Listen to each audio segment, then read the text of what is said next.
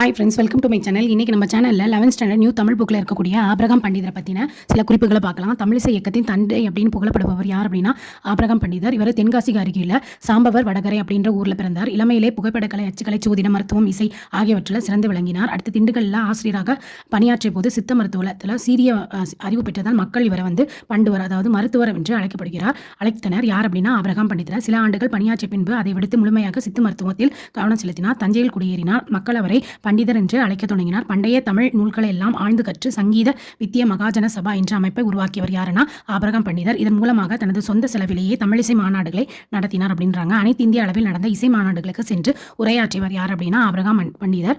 அவருடைய இசைத்தமிழ் தொண்டின் சிகரம் என்ன அப்படின்னா கருணாமிரத சாகிருதம் அப்படின்ற ஒரு நூல்.